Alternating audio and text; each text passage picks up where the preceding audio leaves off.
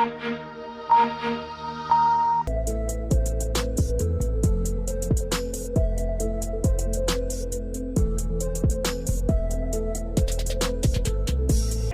हम खड़े हैं क्रांति धरा के प्राचीनतम मंदिर सदर स्थित बिल्वेश्वर नाथ मंदिर में। परंपरा के तहत ये मंदिर मंदोदरी काल से जुड़ा हुआ है। कहा जाता है कि राजा मय की पुत्री मंदोदरी ने यहाँ पे शिव जी की तपस्या करके अपने पति के रूप में रावण को प्राप्त किया था। इसी मंदिर के परिसर में 200 साल पहले संस्कृत विद्यालय की स्थापना की गई।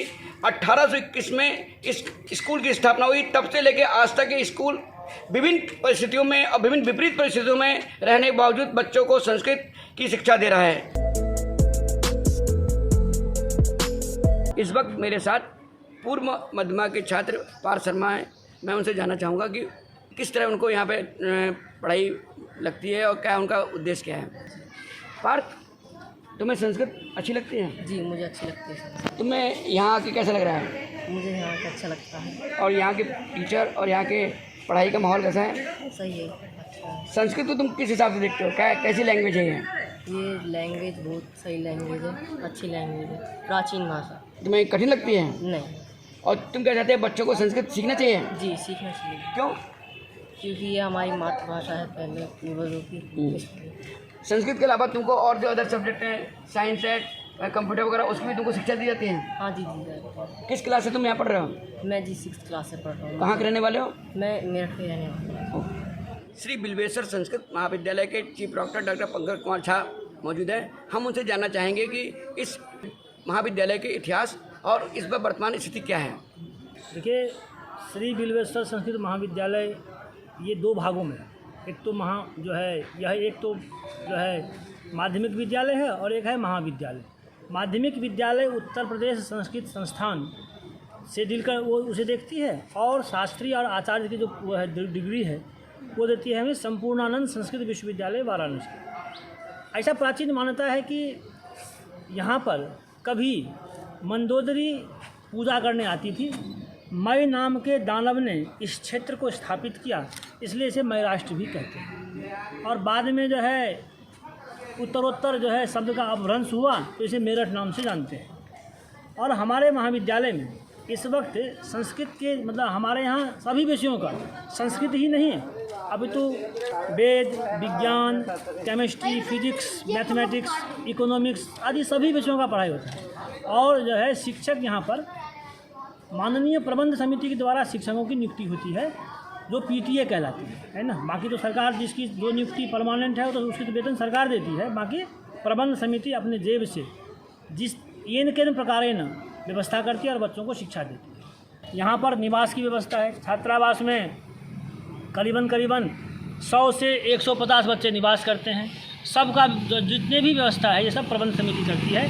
सरकार का इससे कोई लेना देना नहीं है। केवल सरकार मात्र शिक्षकों को वेतन देती है, और जो शिक्षक उन्होंने हमें जो विषय हमें उन्होंने दिया है, बायोलॉजी या केमिस्ट्री या फिजिक्स या मैथमेटिक्स या इकोनॉमिक्स या ज्योग्राफी, उसका भी हमारे पास शिक्षक नहीं है। श्री बिल्वेश्वर नाथ संस्कृत महाविद्यालय के चीफ डॉक्टर ने पूरी जानकारी दी और बताया कि हमारा स्कूल, हमारा कॉलेज अगर सरकार की तरफ से थोड़ी सी इसमें से हल्की सी भी हाथ रख दे उन पर, तो एक नए परिवेश में सामने आएगा और नए अंदाज में आएगा। मेरे साथ कॉलेज के प्रबंधक महेश सिंगल जी हैं।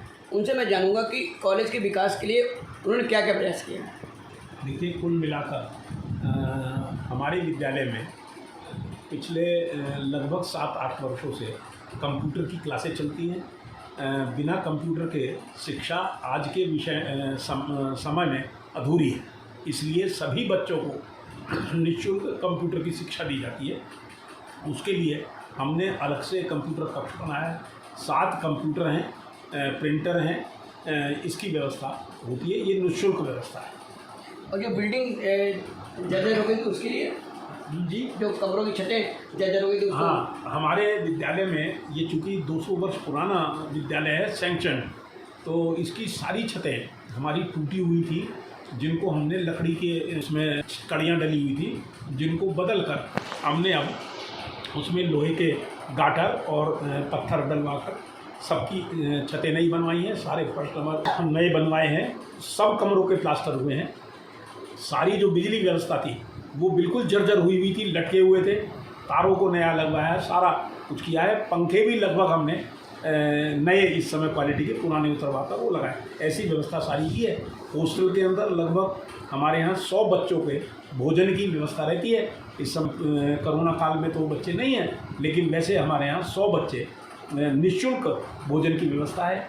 सरकारी दावों के विपरीत ना यहाँ पे बच्चों को ना ही शिक्षकों को कोई सुविधा मिल रही है। इसके बाद भी यहाँ का स्टाफ बच्चों को आगे ले जाने के लिए, बच्चों को प्राचीनतम संस्कृत भाषा के लिए सिखाने के लिए प्रतिबद्ध है।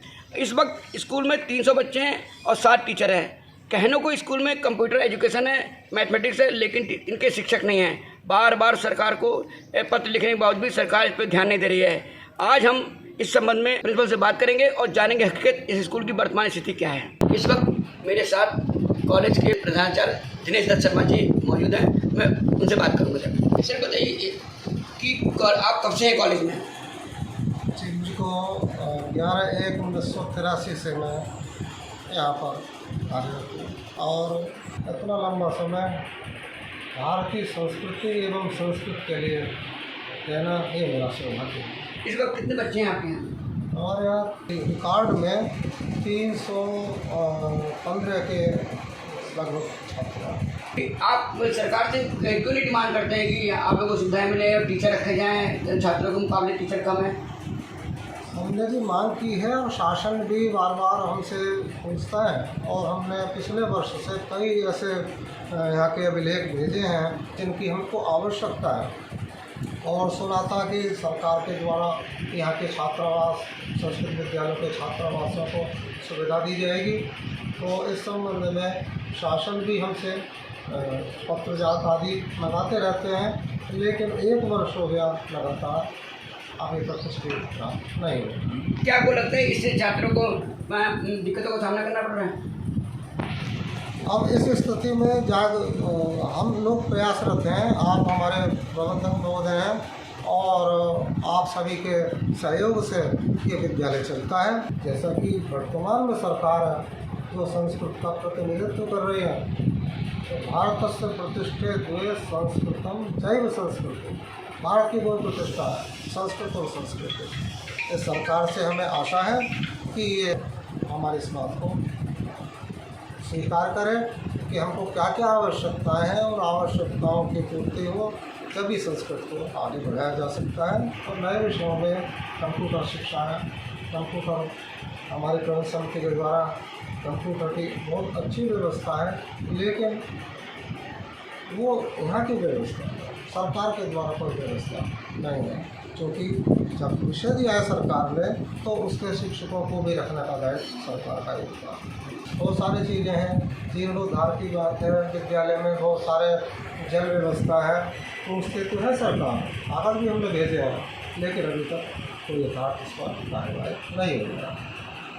अगर हमारा भारतवर्ष संस्कृत विहीन हो जाएगा तो संस्कृति भी नष्ट हो जाएगी।